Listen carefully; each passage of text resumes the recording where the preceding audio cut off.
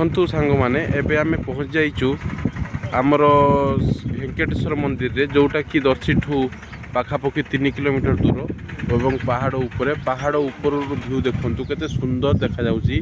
आपण मानकु भी मु देखैबी ठाकुरंकर किभଳି भावे भेंकटेश्वर ठाकुर अछंती तांकु मु देखैबी।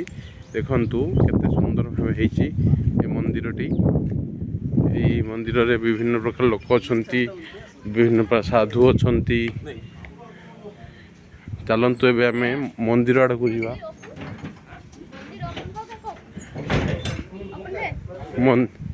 मंदिर आड़ को जीवा, मंदिर रे ठाकुर को दर्शन करिवा। देखंतु केते सुंदर भावे मंदिरटी हेची। एटा गुटे तार शाखा मंदिर, ये हनुमान जी को मंदिर। देखंतु शाखा मंदिर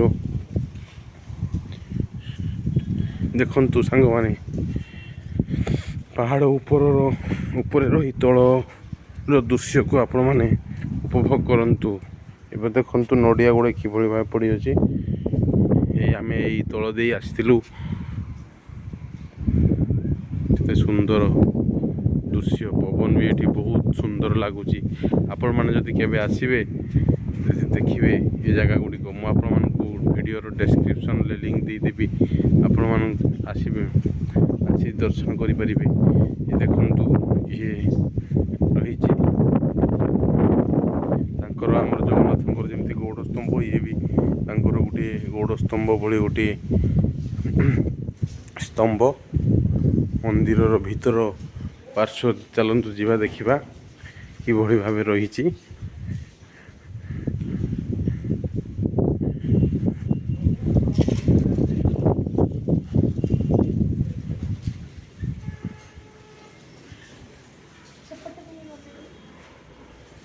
देखंतु एठी बेरिकेट गुटिक रही। बेरिकेट मध्य दे आमको जावाई पड़ो, जाई ठाकुर को दर्शन करने पड़ो। भगवान भेंकटेश्वर समस्त को भलरे रखंतु। ये देखंतु तांकर गोटे देवींकर मंदिर, देवी पूजा पाउछंती रही। तापर देखंतु विभिन्न प्रकार हे बाबा भेंकटेश्वर।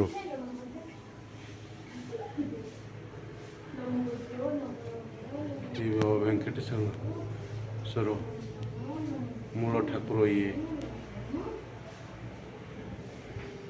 एथेकार लोक माने भेंकटेश्वर को बहुत अधिका मानती। ये भी मध्य देवी ठाकुर।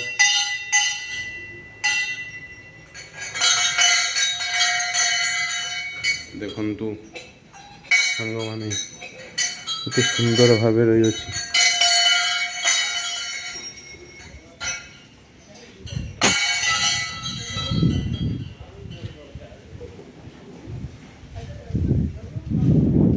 एथरे ठाकुरंकर गैलरी कहले कि अत्युक्ति हेनी।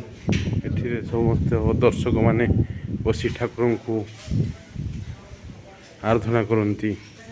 बहुत सुंदर भावे मंदिरटी।